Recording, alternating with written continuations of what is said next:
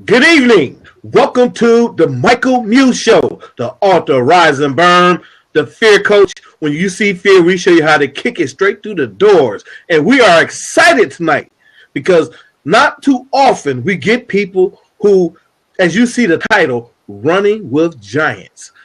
We have a gentleman tonight. To me, a lot of times we see people who talk about it, but we have a gentleman here who is about it, and he has the proof, and he has the knowledge, he has a skill set, he is making things happen. And so when it comes to filmmaking, writing, directing, producing, this guy is definitely changing the landscape of how we see movies, how we write, how we direct, produce, and definitely I want to give a big introduce to everyone right now. If you don't know this guy, you definitely need to get to know him. None other than Holloway.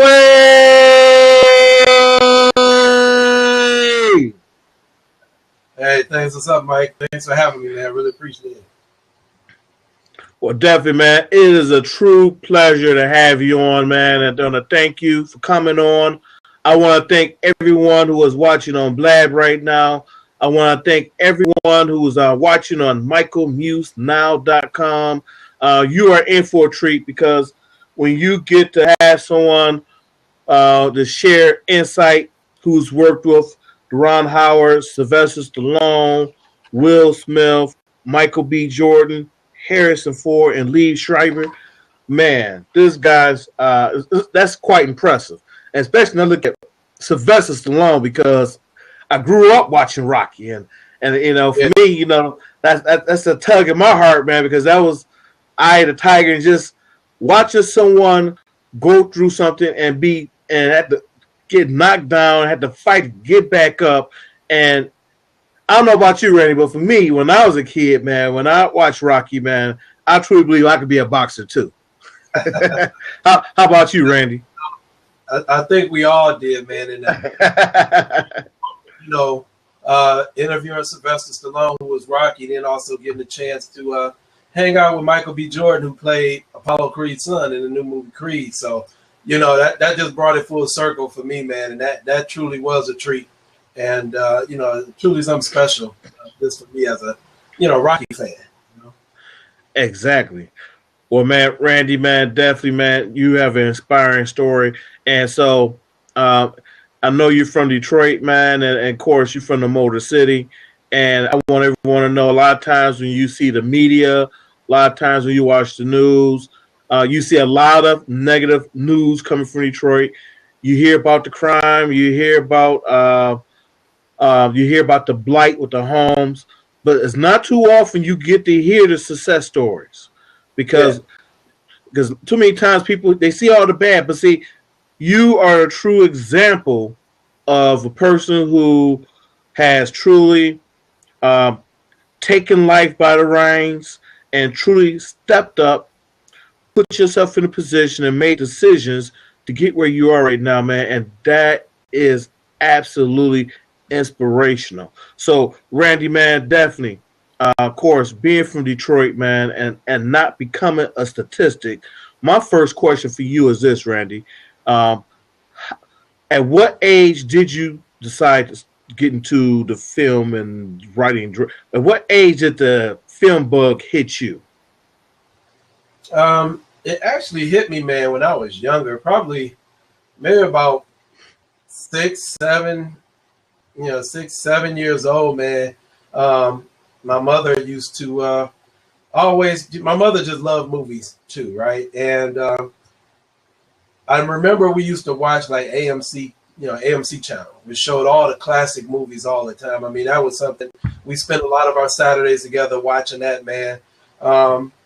And just going to the show, the first experiences when, I used to go with my mother, man, my mother and my sister. And, I think the first movie I saw was the Muppet movie. Remember when the Americana Theater, Absolutely. Probably on this shirt somewhere. It should be one of the forgotten gems of Detroit. But going there, man, and seeing the Muppet movie, going to the Mercury Theater, Yes. the Blues Brothers, and these movies, man. It was crazy, but that was it. It started at a young age, man. Just loving going to the movies with my mom and spending Saturdays watching these classic films with her, and just fell in love with just the storytelling of those films. Man, so what you're saying is just a storytelling aspect, and the fact that even at that young age, you saw for yourself how you could use your imagination and you could inject your own story into a film and make it realistic as possible. Yeah, and that was one of the things that inspired me later in life, because falling in love with the movies then, I always wanted to be like in the movies, like be an actor and stuff. But as I began to get older and the quality of the movies began to go down, and I'm like, well, maybe I need to learn a little bit more than just acting, so I can really control the story and make sure that it's a quality film. So I won't end up just being some drivel that somebody else made.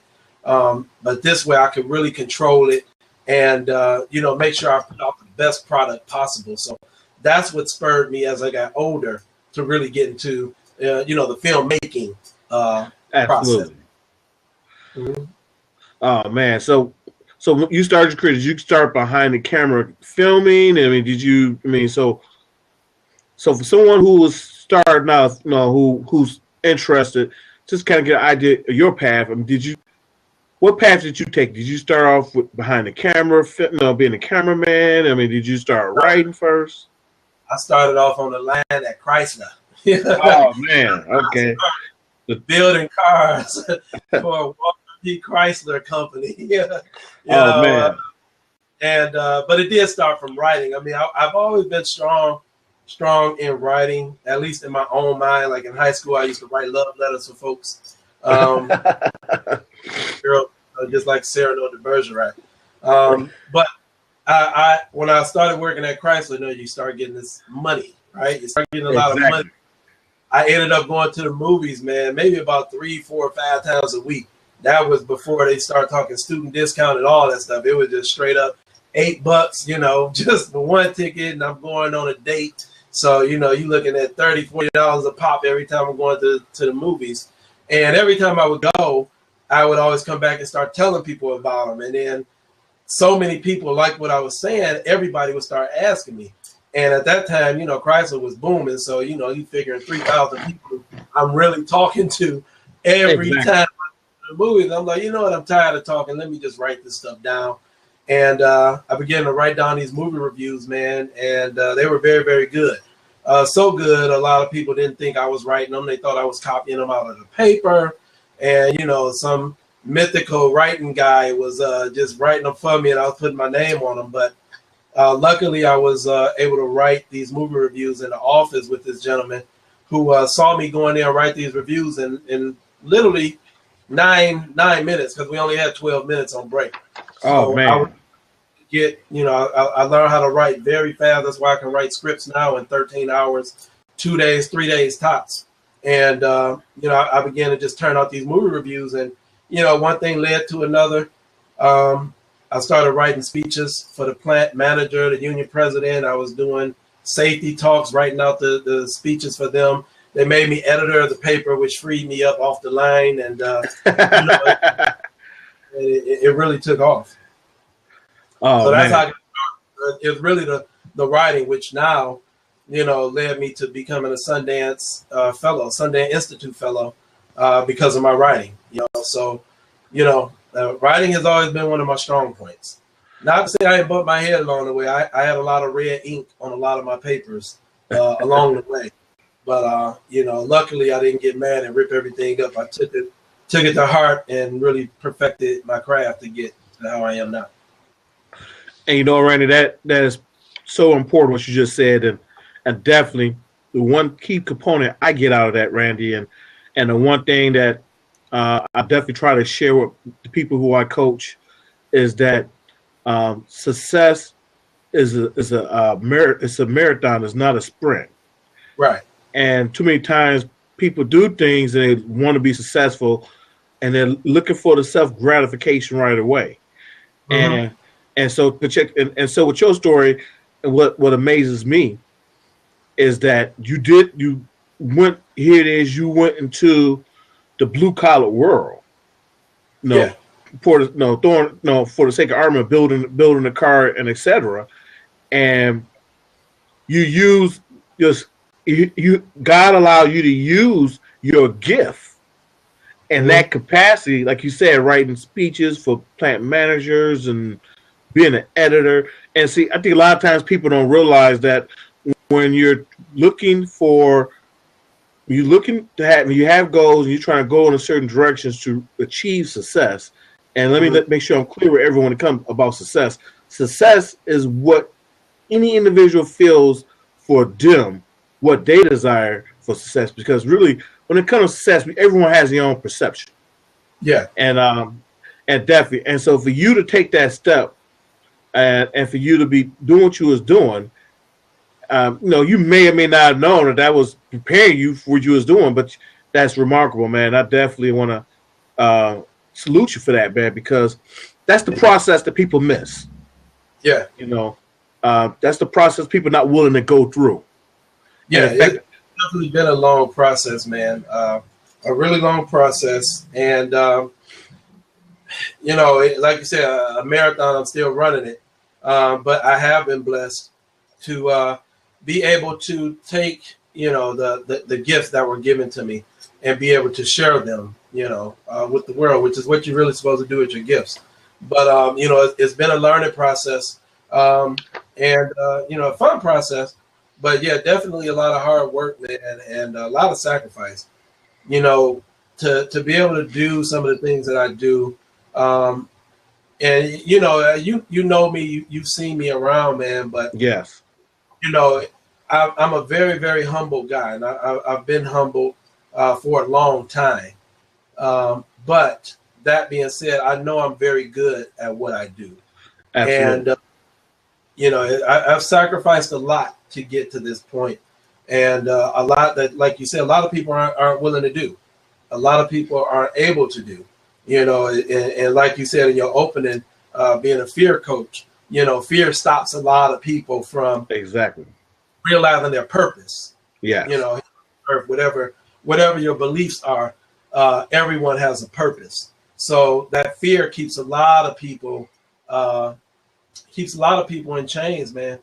And for me to leave a job where people that came in with the same seniority as I did are making close to six figures right now, I'm assuming they're happy. And some of them may be happy. I'm sure a lot of them aren't happy. Having to spend a lot of time in that place. But for me, it was a huge leap of faith that got me on this journey. A lot of people ask, how, what were you doing? Like I told you about writing and all that stuff, but I was in school for engineering. Okay. And it got maybe, I think it was like 3 or 4 classes shy of graduating. Right. And a lot of things happened in my personal life. My mother passed away, which threw a lot of stuff. She got sick first and then passed away. That threw a monkey wrench in a whole bunch of things. When she passed, man, it for me, that was my opening to follow my dream and follow my purpose, And I went back to school for the film and television and communications, and got my degree and diplomas and certificates. I took a lot of classes, man. I always finished at the top of the class, always won all the awards. So I knew this was my calling. This was what I was supposed to be doing. Even though I was good at mechanical engineering, I always got A's in my math, no less than a B, whatever physics class I took. And that was a lot of time. I wasn't even going to class all the time, but that was natural to me. Right. But this filmmaking has been my purpose. Man, and you said a mouthful right there, Randy. Definitely taking that step.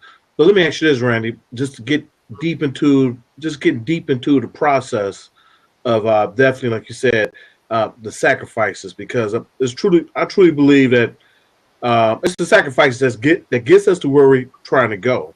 And of course, a lot of people don't get there because, like I say, because of fear, and because other factors, and limiting self beliefs. So, for you, what were some of the sacrifices you personally have to make to get to where you are right now? Man, they've been a financial sacrifice, man. That it was the biggest thing. Like I said, now, I'm working for Chrysler, man. Anyway, I'm averaging anywhere from $50,000 to $75,000 a year just doing whatever, and I was always just showing up, and I didn't even have to work hard. It wasn't like I was working hard, because I always was getting promoted or pulled off the line to do a job where other people had to apply for. They would just give it to me. Oh man, just like my work ethic.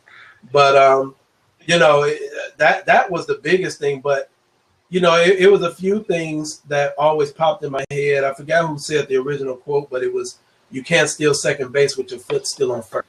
Absolutely. So I knew if that next level, I was going to have to get off of that line. I also knew that once I found out that each car that rolled off the line, myself and any other person that was working the line at the time, was making 42 cents for every car that rolled off the line, right? 42 to 47 cents, depending on how fast they ran the line. And me being in a position of editor of the paper for the time that I was, I knew that for every car that rolled off the line, where Chrysler was getting $27,000. And I'm like, well, wait a minute. Like, if that 27,000 for each job that rolled off the line, but I'm only making 42 cents for each job that rolled off the line. Exactly. That made that leap a little bit easier. That leap of faith a little bit easier. When I thought about it.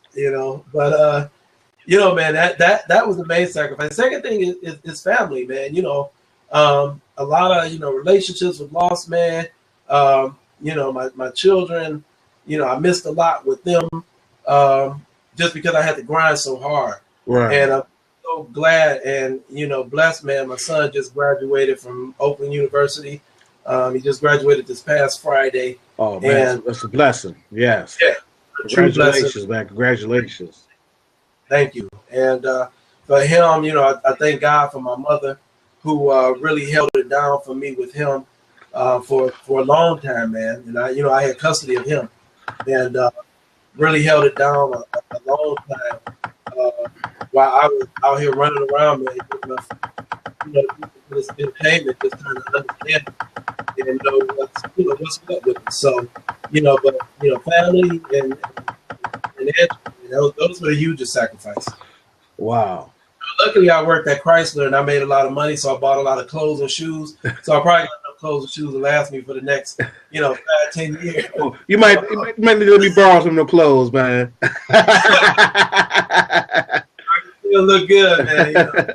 Well, man. I ain't got to worry about that too much. Well, man, so what you saying, man? Definitely, man. Like you say, taking care of your son full time, working full time, and still trying to make your mark and position yourself to be who you're becoming, man. That's definitely the ultimate sacrifice right there, man. Because definitely, man, and I think that's the part a lot of people don't see, that when it comes to our kids and everything, it takes sacrifice. Don't get me wrong. And a lot of times, if we do work jobs, and the sacrifice is twofold, because we work hard because we want to provide a good life.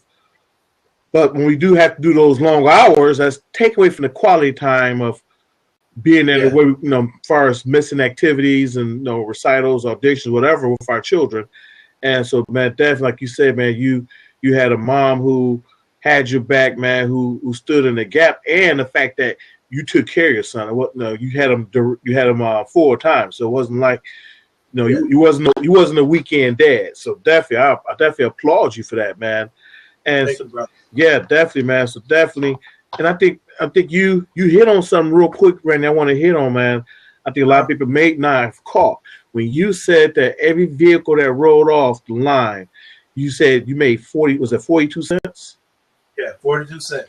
So and I, in particular jobs, like some jobs, I was doing like 7 different things on one job, and I'm like, wait a minute, like, you screwing this bolt, screwing that bolt, putting this piece on, screwing it down, closing the door, open the door. Like, wait a minute, and you're doing all that, and you're making 42 cents every time you do that, man.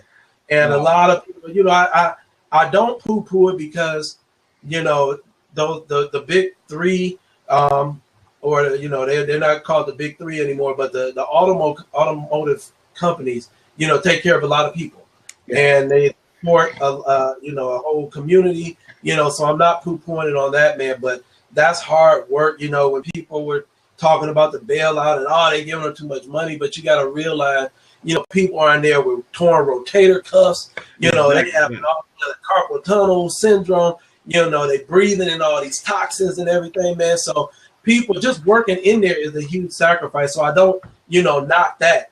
But, as a business person, for me, it was, wait a minute, $27.42. I want that.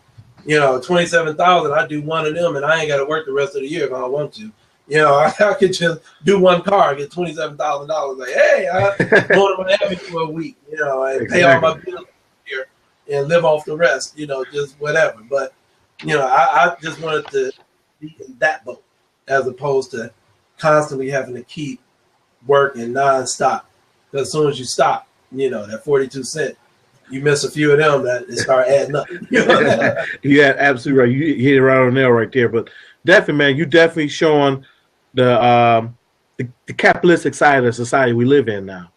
Yeah. And it sounds like for you, even though you got to a point where you're core, like you say, making good money, close to 6 figures, but what you also saw was that at the point in times where it had you doing multiple jobs, you saw that, hey, you were being cheated in the process.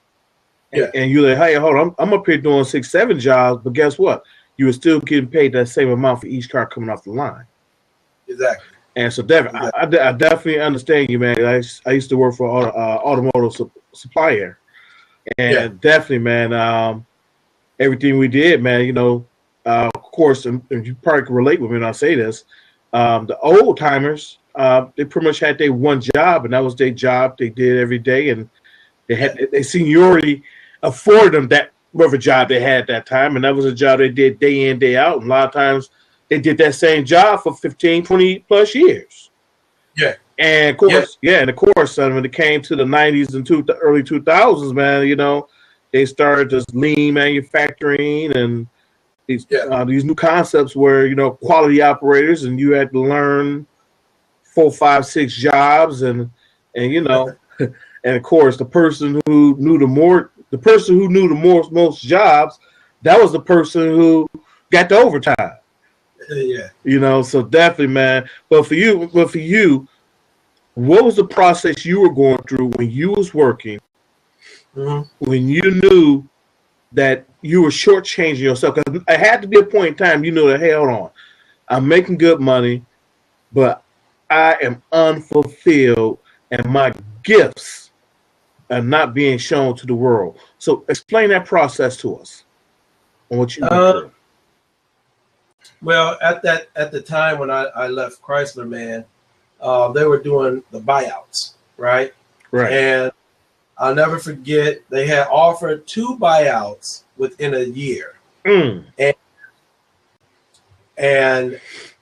I really wanted to take that second one that they offered, and I had too much fear. I didn't do it. And I'll never forget, man, my son had got locked out of the house one night. And I had a chance to leave, at lunchtime, talk to the supervisor. He was like, go ahead, man. I said, they gave me a lot of leeway to do a lot of stuff, man. I was blessed with that. A lot of people respected me. And he let me leave. And when I left to go let my son into the house, I'll never forget the look on his face, man, when the supervisor started calling me like, Rand, you got to come back, man. I really need you. Please come on back, man. Don't do me. Don't just stay out like that. I could have just stayed out, man, but he called me. And I'm like, man, He was like, please come back. And I look in my son's eyes at that time made me feel the lowest because he didn't get a chance to spend time with me. You know, by the time he got home from school, I would be going to work because I ended up the second shift. And when he looked at me like, Dad, you got to go, you know, that look, man, it tore me up. And I never forget walking back through that gate at Chrysler. And I said, God, if you ever make it possible for Chrysler to offer another buyout, regardless what it is, I'm taking it. Like, I'm gone. And a few months later, they came back with another buyout, and everybody's like, oh, buyouts are done. They're not doing it anymore. But they came back with one, man, and people were laughing like, oh, it ain't as much money as the last one, and da-da-da-da-da. You know, they had moved some stuff around, and I took it anyway.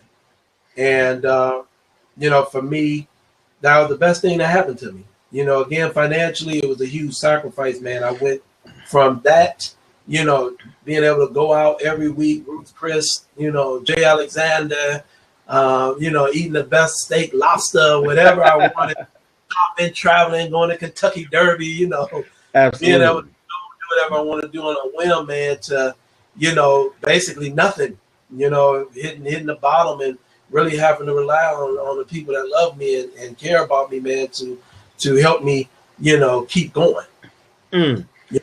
So, you know, but that was the point for me, you know, when I saw my son's face. That really hit home. Like, I got to get out of here because not only am I not being fulfilled, it's killing my son. You know, exactly. That meant so much to me, man. And you know, that was that turning point for me right there.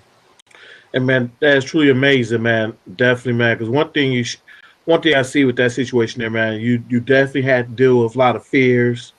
Of course, the fear of lack of not having to say money coming in, do what you're doing, and of course, like you say, it happened more than once where you didn't take that jump, as they say. You stayed a lot longer than what you wanted to and should have.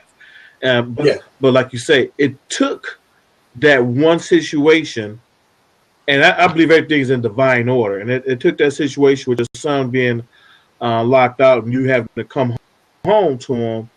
You to see that look in the eye, and for me, and if I can speak for you, if I say this, that look in the eye was worth so much more than money. Yeah, exactly. Money in itself took a whole other meaning because you saw that what you need to do for your son at that point in time, money in of itself wasn't going to do it. He needed that quality time. He needed that reassurance. He needed that. No, that full guidance on a regular basis. So let me ask you this, Randy. Let's jump into from the time you took the buyout and you left Chrysler. Kind of go through what was your plan of progression once you left Chrysler? What were you doing and what were you invested into? The first thing was to go back to school. Like I said, I have been studying mechanical engineering, but I knew that in order for me to make film and in order for people not to get over on me and tell me, oh, we got to cut this light on, it's going to be $10,000 just to cut the light on. Like, no, just cut the light. No, you don't understand. You know, I'm like, well, let me go to school so I know exactly what needs to be done on set. And I have understanding. So when I ask for something to be done, I know it's possible to do. And again, I also just want to throw in, I was blessed to be able to work at Chrysler, even doing all those jobs, making 42 cents per job, because even when I'm saying you're doing 7 different things on one job, you still only have 45 seconds to do it. You know, it wasn't like exactly. No, you had to do these 7 things every 40, 45 seconds. So what that allowed me to do was able to multitask and be able to pretty much, and I can do my job really with my eyes closed, you know, because you do it so much, you know where everything is. And I was also blessed to get out of there healthy, man. You know, people that left with me, you know, they got back problems, knee problems, head problems. So I was also blessed to be trained by the right people to show me how to do the job where I didn't injure myself. So I was blessed for that as well. But getting out, having all that, multitasking ability with me, that made it easy for me to, excel. Number one, going to school. And I remember I went to Specs Howard first before I went and got my degree. But I went to Specs Howard, and before I even got out of there, I was approached by TV20 News. And I'll say I was approached. They reached out to the school, contacted me and said, hey, they want to talk to you. I didn't apply for them. I didn't send them a resume. The school said they didn't. I don't know how they knew about me, but they did. Maybe they asked me who their standout students are or something. I don't know. But I ended up going there, man, and had a chance to work for Sarah North Phillips, a lady I truly, truly respect and who saw something in me. She made me an intern. In 2 weeks, I was a producer. Oh, man. And after that, they had me on the air.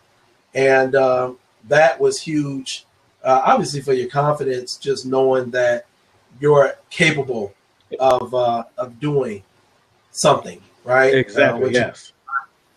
And, from there, man, I went back to school, got my degree, and started working, some people starting their own little companies with the film and TV. And I ended up working for this guy doing a web series where I began producing and directing this web series called Simply Pennies. Well, a web series of the news show, Simply Pennies. And it was about the penny stock market. And I pretty much took that from start to the #1 stock news show on the web. Oh, man. And, things just kept progressing from there. I ended up working for this other company who now you see all these Instagram, Twitter, YouTube stars, and they getting all these big deals because companies are signing them and starting to use them as talent. But I worked for this company that had that before anybody else thought about it. Exactly. I worked there, had the chance to work with Darkchild and Johnny Wright, who managed all these superstars, Britney Spears, Janet Jackson, Boyz II Men, Justin Timberlake, and Situation from Jersey Shore. Worked with him. And had a chance to do that and got picked up. The show got picked up by MySpace.com, not the old one, the new one that came back on there. And, from there, man, I began to branch out, start working with the American Idols, the MTVs, the CBS, stuff like that. So, one thing just kept leading to another. And, it's always my work ethic, man. It always stood out. And I was always blessed to, as I'm working on these shows, I'm coming in as a production assistant, but before it's over, I'm having lunch with, the executive producer of the whole show and, the guy who runs Fox Reality. And, I'm going to dinner with Paula Abdul and I'm going to lunch with Holly Robinson Pete. These people really saw something in me and, they imparted their knowledge to me, which I am forever grateful for, man. And, that's really where I began to get an understanding of how the industry works. These people taking me under their wing and also, I say, man, I'm humble, but it's pretty amazing the things that I've been able to do because I'm doing them from right here. You know what I'm saying? I'm not in Hollywood. Exactly. I'm doing all this stuff and getting this stuff done, man, which doesn't happen. Exactly. You have Detroit in Hollywood doing these big things in New York, in Atlanta, like, oh, they from Detroit. You raise your hand, show your hand. Hey, represent. But I'm here doing this, man, and getting connected with Hollywood. So that right in itself tell you is something truly special about me. You understand what I'm saying? And it's supernatural about me. So, I'm not one to pat myself on the back. I'm not. But when you really sit back and look at this stuff, it's like, man, this is truly something special that's happening here. And I'm just, I'm humbled in the fact that it is happening. And I just try to keep working hard, man, to make sure I can get it where I know I'm supposed to be at. Get to where I'm supposed to be at. Well, man, you said, man, the things you shared has been absolutely amazing, man. And definitely just let the viewers know, for those watching on michaelmusenow.com and those on, this gentleman here he spoke on people he worked with earlier years. He hasn't spoken on working with the legendary Ron Howard, Sylvester Stallone, Robert De Niro, Will Smith, Michael B. Jordan, Harrison Ford, and Lee Schreiber. He hadn't even talked about that, man. Randy, when those names I just listed right there, those are names that have helped transform the landscape of what we see in movies and TV today. And out of those names I just named, which interviews and which is most memorable for you? You know, they're all memorable, man. You know, again, to be around those, you know, legends, Yes. and that's what they are, just straight entertainment legends.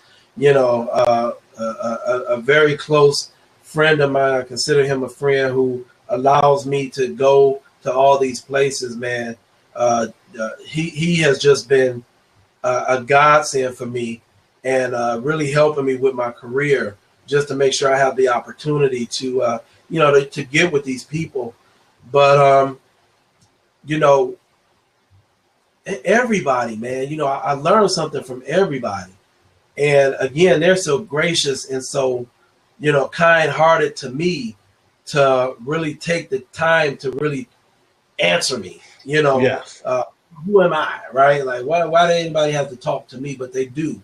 And they go above and beyond that to really, you know, if I'm asking certain questions, they make sure that they ask, you know, to have breakfast with Lee Schreiber, man. Like, that was a great guy and great conversation. He's just, you know, they're all normal guys, you know, normal women too. Even, you know, Cindy Crawford, having a chance to direct her in a pilot for, you know, CBS. You know, it was something I learned from everybody. And, you know, the guy, David Hill, who runs Fox Reality, you know, just to have lunch with him, he told me, like, I'm about to give you 4 years of education, you know, in the last 15 minutes. We got, and he did, you know, and it's like, wow. So, I mean, everybody, man, you know, Hugh Jackman, you know, just learning from these guys, Sugar Ray Leonard, you know, Don Newcomb, you know, all these different people, these celebrities, these stars that everybody look up to, man.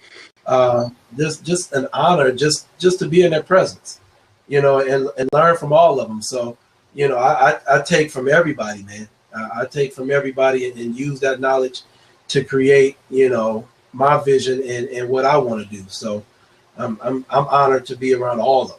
You know, I ain't even gotten to the musical people. You know, so, many of them too, man. You know, so yeah, Music Soul Childs, you know, the Erykah Badu's, man, everybody. You know, I've been around a lot of them, man.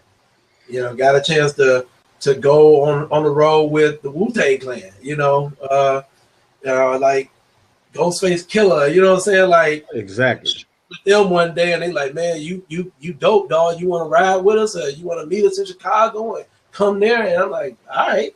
You know what I'm saying? So I gained knowledge from all of these people. I've had a truly, you know, blessed existence, man.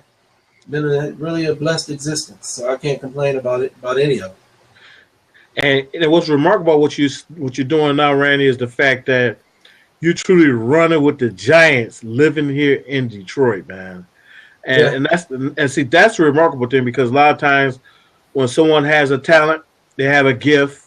The first thing they're told, especially if you're in Detroit, they say, hey, you know, you need to go to Atlanta. You need to go out to LA, man. You don't need to be here, man. You know, go out there, be out there, and let them see you, and grind out there, and it'll work out for you. And, you know, don't do it here. It's a waste of time. So my question for you is, why did you stay in Detroit?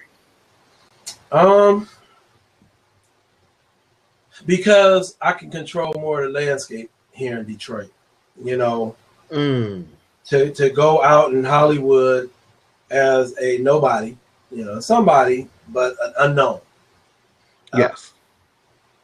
You know, you have to work equally hard or doubly hard before you can get noticed. But to work equally hard here, it's easier to get noticed because I know there's very few that's on the level that I'm on, from a technical standpoint, from an experience standpoint. So, you know, if you look in a Hollywood room full of Hollywood people, you running into the Brad Pitts, the Leonardo DiCaprio. Right. Oh, who is that guy? Like you have to work so hard just to stand up next to them. But if I'm in a room here, I'm gonna be the first one you see. And exactly. Like that guy who just did, that movie. And, so, really? So you have a better line of communication with who you need to talk to here than trying to find your way through the maze of all that super talent out there. Man, that's absolutely fantastic right there, man. Now, Randy, what's really I want to get into now, Randy, is what I know people probably want to know. They want to know what you're working on now, and you have to share us about Bianca, because this just the whole storyline and just what it represents and how people who can watch this movie, what they will get from it, and how it could change their life and help them out. Kind of give us an idea of the motivation behind and inspiration behind Bianca, and what did it take for you to put that together? A lot of sleepless nights. Yeah, Bianca is a movie that I recently did, and the name of the movie is Bianca, Who Did This to You? And it's based on a novel called Bianca, Tell Us Who Did This to You, by author E. Williams of Payroll Publishing. And it's funny because when I met him, I was introduced to him by a gentleman, Desmond Weems, who had, I invited him to the set of another movie that I had worked on. And I guess he saw, again, my work ethic, my skill set. And he must have told the guy about me, and the guy wanted to meet me.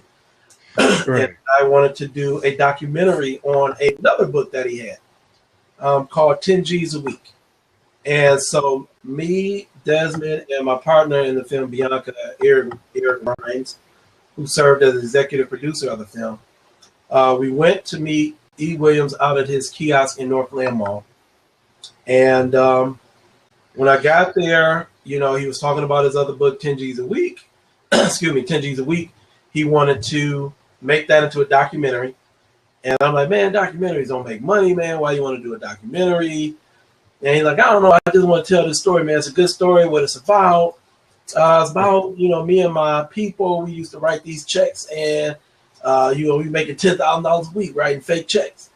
And the FBI came in. It's a big story. I'm like, man, that's like a movie. That ain't no documentary. As I'm talking to him, over his shoulder are a rack of books, and it's the same book, and there's about 25 books in this rack, and it's all of Bianca.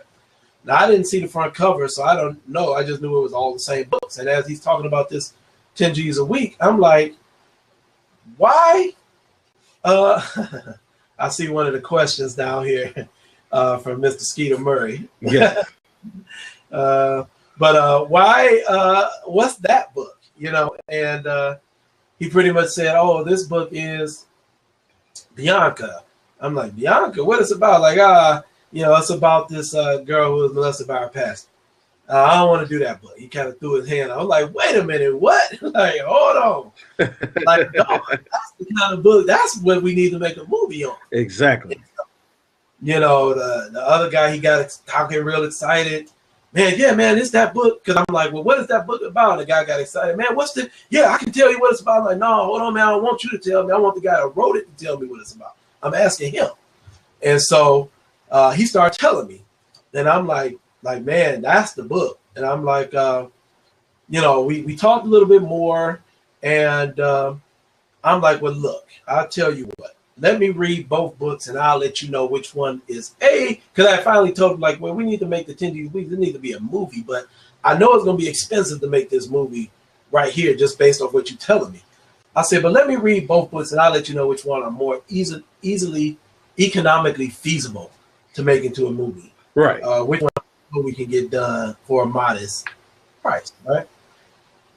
And he like, okay. So I take both books. And I ended up going to California. I read the 10 G's a week book all while I was in California. I read half of it on the plane right there, a little bit in the hotel, and the other half or whatever was left on the way back. And I said, okay, it's a funny book, but it was like 3 stories in one. But it was somewhere I was like, it's gonna take a lot of money to make this movie. Because it's, they was getting money, so you gotta have money to show you got money. Exactly. And I'm like, it's gonna take $100,000 just to make it look like we got 10,000, right now. So I ended up reading Bianca, and I read that in about an hour and a half, and I was blown away. It probably would have been an hour, but I had to put the book down because it was so powerful and so raw and emotional when you first read it. And everybody that read it had to put the book down at some point. So I'm like, whoa. I instantly, call Eric, like, man, this is the one. Like, this is the book. I like it gotta be this movie. Let's go back and talk to this guy. Exactly. So going back, talking to him, I was really excited, like, yeah, man, this is the one. He's like, okay. I said, so you ready, man? We can make this movie? No, I don't want to do it. I'm like, what? Wait a minute, you just said. Like, no, I don't know. I'd rather let me think about it. So I'm like, oh man. I said, okay, but I knew it was, it was destined, man. It was ordained for me to do this movie. And I didn't sweat it. I didn't pressure him that day. But over the next 13 weeks, we did pressure him, maybe 2 times a week, going up there to see him. Like, look, man, I really want to do this. You decided yet? And eventually, the 13th week, he finally said yes. And it was a go from there, man. And everything kind of fell into place, from there. So it was a long process just getting to that point to make the movie. And, we finally made it. Everything fell into place, man. The right team got together. It was so many people that believed in me and believed in this project. Eric Rhines went out and got the initial round of money going and make it happen. And Drina Almariah was ready with the casting. We had so many people: Danielle Smith, Nikki Struthers, Joanna Cruz, Sawicki, Dylan Sides. I could go on and on and on, man. People who just stepped to the plate to make this thing happen. And, it was a blessing the way things came together, And again, I'm humbled and thankful that people believed in me enough to want to work with me to get this thing done, because I have these crazy visions and crazy dreams, and yes, I can do anything. Absolutely. But, like, man, you can't walk on water. Like, yes, you can. Just believe me. That's right. Okay. So it's one of those things, man, where, that in itself, you can have all the talent in the world, but if you have nobody to help, nobody does this stuff by itself. You can have all the talent in the world, if nobody helps you, man. You just might as well go back and work on the line, My question for you, Randy, is this. From start to finish, how long did it take? From the time you saw the book and was interested in it to you finished production and it was a complete product, what was the time frame? 2 years. It took a long time. Because I'm a stickler for perfection, and I can keep changing stuff over and over and over and over. So like, even though it's done now, I can still go back and be like, man, I can change this and keep going. But it took me 3 days to write the script. Wow, okay. 2 days to write the script. And when I say 3 days, that was to get the quote unquote the first draft, Right. You understand? Yes, absolutely. But to still get 100 and something pages, whatever it was, I think about 120 pages at the time. I got that done in 3 days. And we shot it in 10 days, 12 days, I think, because we had to go back and reshoot a day. I think it was 12 days total. And then the editing took me about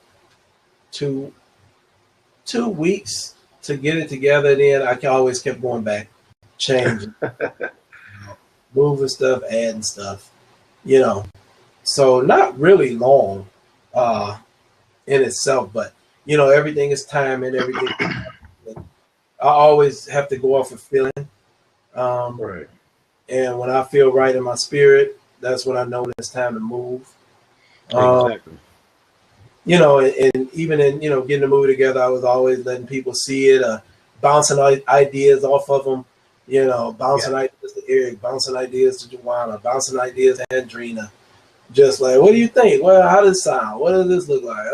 What do you feel on this? I don't know. I'm crying while I'm writing this. Are you crying as I'm telling it to you? Like, so it was a process, but a fun one. I love creating. But, it doesn't take me relatively long. And that's what I remember now. I might remember something different later. But, right now, it really wasn't a long process to get it done. But, the casting fell in place, man. I think it might have took us about 30 days with all the casting and rehearsals and stuff like that. So not really a long process in Hollywood terms, My question for you is this, Randy, because like you say, it took 2 years, but the one key thing you said that caught my attention, I hope everyone who's listening catches this point also, that you had a team behind you. And so let me ask you this question, Randy, because when it comes to achieving things in life, when it comes to wanting to get to the next level, it's all about having that team. No matter how talented, no matter how gifted you are, but if you don't have that team behind you, it's going to be a long, very long road to try to bring what you're trying to bring to fruition on your own. You know what I'm saying? And so what did you do to bring your team together? And what did you do when you brought your team together?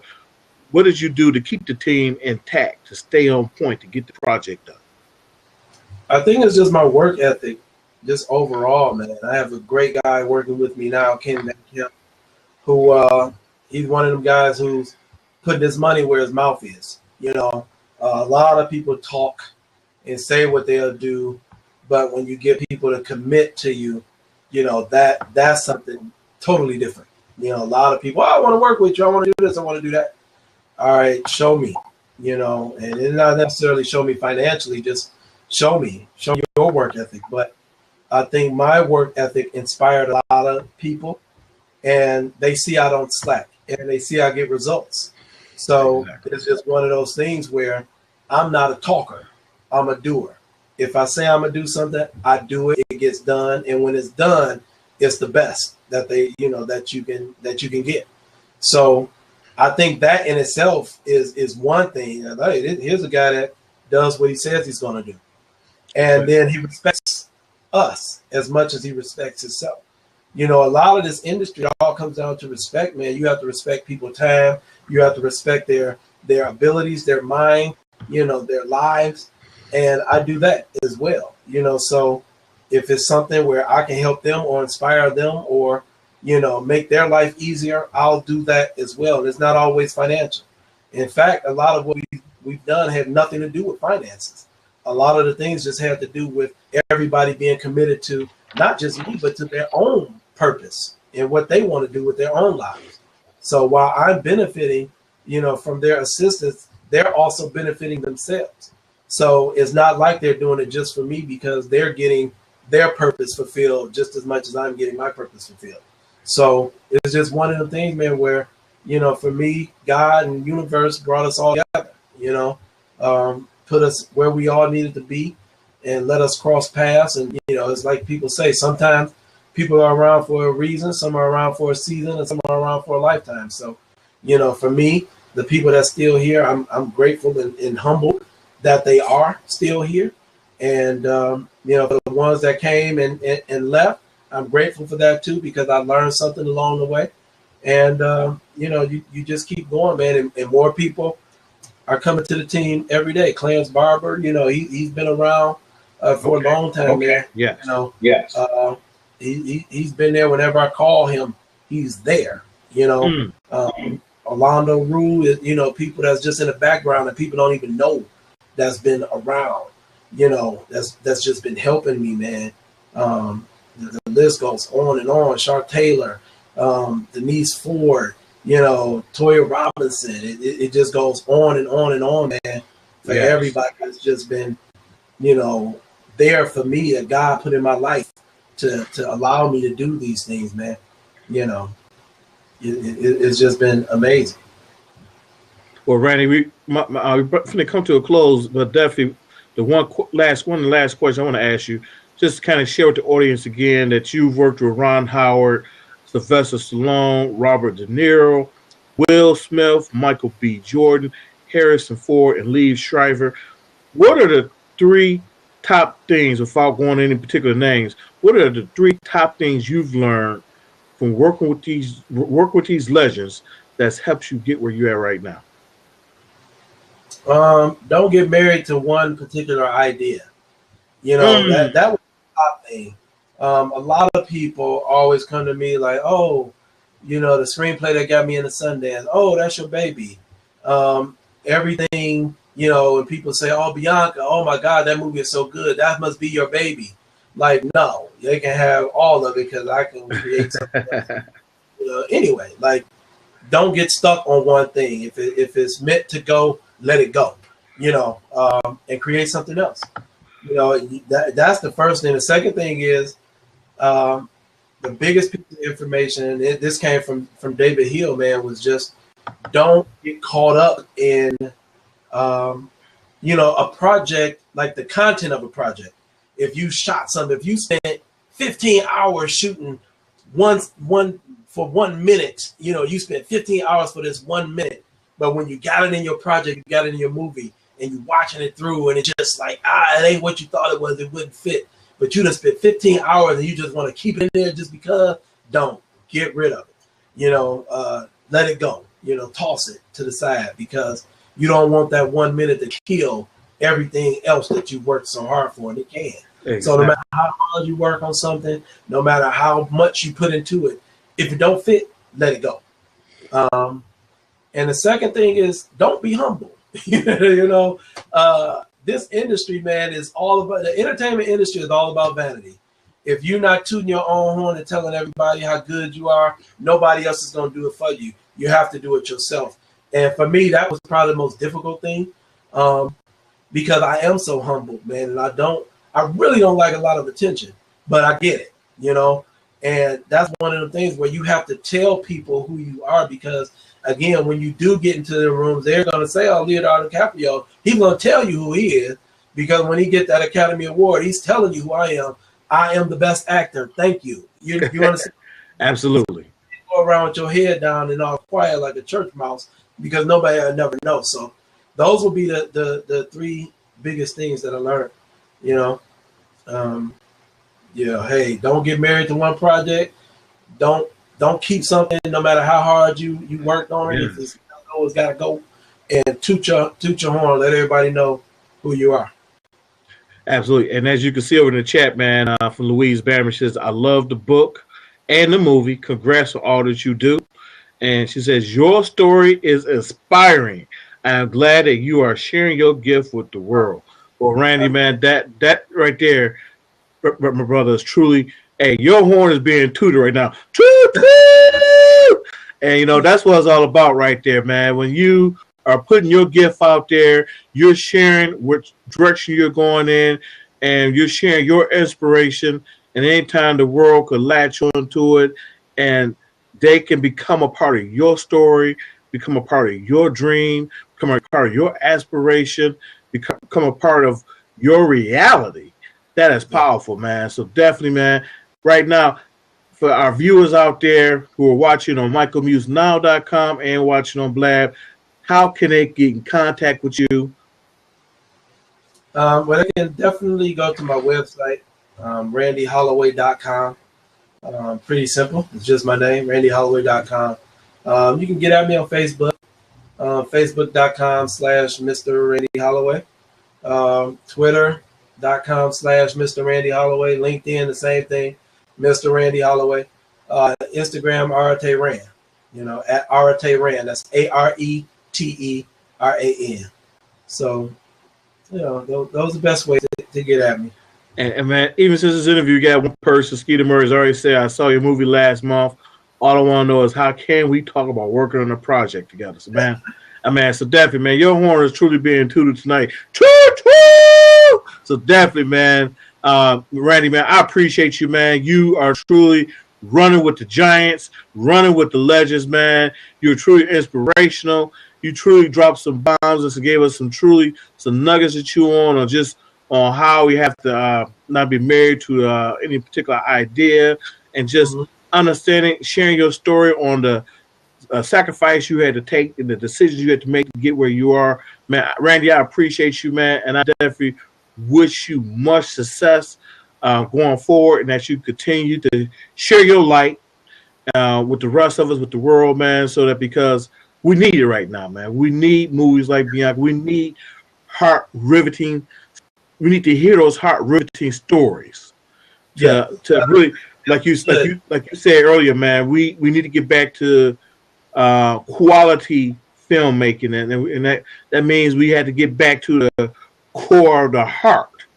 And what's going to help the heart go in a new and a better direction, man. So you are that visionary, man, and you are that guy, and you are that guy that's going to be taking film, and not just Detroit. I don't see just Detroit, but I see the world in a new direction, man. So, man, I'm super proud of you, man, to say, man, that, hey, you're a hometown hero, but about to be a worldwide hero, man. So definitely, man, I salute you, and I continue to pray for your success, brother. And I thank you so much for coming on the show. And for everyone who's out there tonight, I appreciate you for coming out to the Michael Muse Show. We've had Randy Holloway on here tonight. And like I tell you, we're talking about running with the giants and just the lessons learned from being and talking with the legends. And if you want to get with me, my name is Michael Muse. I am the fear coach, the author of Rise and Burn. And I appreciate you for coming on my show tonight. And you, ladies and gentlemen, I'll see you next week at the same time at 9 p.m. And you have a great day. Great night. Thank you.